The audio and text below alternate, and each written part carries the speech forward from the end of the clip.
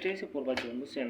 এই যে এই যে যে টাকাটা দেখতেছেন না, এরকম বহুত লক্ষ লক্ষ টাকা এই প্রবাসে বসে ইনকাম করছে। এখানে কয় টাকা? এখানে মাত্র বাংলাদেশের লাখখানি টাকা আছে, বেশি না, ঠিক আছে? এটা আমাদের প্রবাসী ভাই বোনেদের কাছে এটা কিছুই না। এখানে মাত্র লাখখানি টাকা আছে। তা আমরা এক একটা প্রবাসী প্রতি মাসে লক্ষ লক্ষ টাকা দেশে পাঠানোর পরও পরিবারের কাছে আমরা কোনো দাম পাই না। এই যে দেখেন এই টাকাটা না, এই টাকাটাই কিন্তু আমাদের সব, জানেন? এই টাকাটার জন্য আপনার যতটুকু পরিবারে ভালোবাসে, শুধু এই টাকাটার জন্য আপনাকে ভালোবাসে ভাই। এই টাকাটা যখন আপনি না দিতে পারবেন, তখন কেউ আপনাকে ডাইকা জিগাইব না। আমাদের সৌদি প্রবাসী ভাইয়ের কথা ইতিমধ্যে আপনারা সবাই দেখছেন, যে আমাদের সৌদি প্রবাসী ভাই সে কী করছে। আসলে আমি বিষয়টা বলতে পারতাছি না। কিছু কিছু কথা আছে যেটা বুক ফাইটে গেলেও মুখ দিয়ে আসে না। তা আমাদের অনেক প্রবাসী ভাই বোনেরা আছে যারা এই প্রবাসে দুরন্ত পরিশ্রম করে, এতটাই পরিশ্রম করে যেটা বলার বাইরে।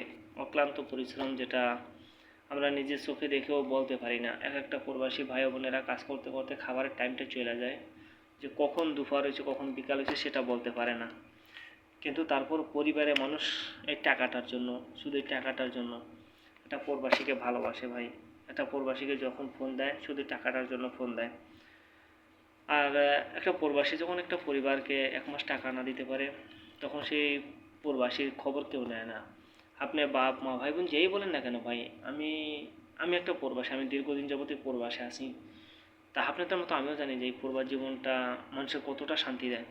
দেখেন, যখন আমাদের মাস আসে এই বেতনগুলো আমাদের কাছে আসে, তখন আমরা একটু মানসিকভাবে শান্তি পাই। কেন জানেন? আমাদের পরিবারেতে তখন নানান ধরনের ফোন চলে আসে, বুঝছেন? মিস কল, আপনি নানান ধরনের ফোন চলে আসে। ফোন রিসিভ করার সময়টা পাই না, কারণ এই যে বেতনটা চলে আসছে, বুঝছেন?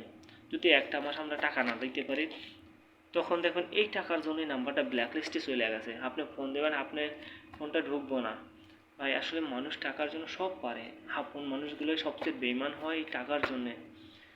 আমরা প্রবাসীরা একটা একটা প্রবাসী কতটা পরিশ্রম করে, প্রবাসে যদি কোনো পরিবার দেখতো, আমার মনে হয় না যে সেই পরিবারটা তার প্রবাসী ছেলে অথবা মেয়ে বা যেই হোক না কেন, তাকে প্রবাসে থাকতে দিত।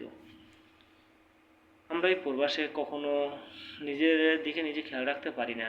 দেখেন, কাজের সময় হোক আর না হোক, যখন আমাদের ডাক দেয় তখনই আমাদের চলে যেতে হয়। মাস শেষে যে আমরা একটা অ্যামাউন্ট পাই, এটা দিয়ে আমাদের সুখ শান্তি আমাদের যেটা দেখেন না কেন এটার ভিতরে বাইছে নিতে হয়।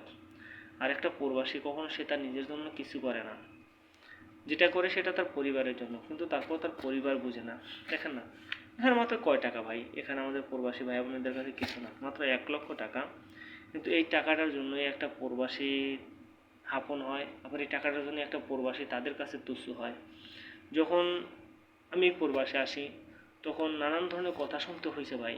শুধু আমি না, এটা আপনারা যারা প্রবাসে আছেন তারা ভালো বুঝতে পারবেন বা ভালো জানবেন যে প্রবাস জীবনটা আসলে কী। এই প্রবাস জীবনে যে না আছে সে কখনোই জিনিসটা বুঝতে পারবে না। আর প্রবাসে থাকাটা ভাই যতটা সহজ মনে করছেন কিন্তু ততটা সহজ না।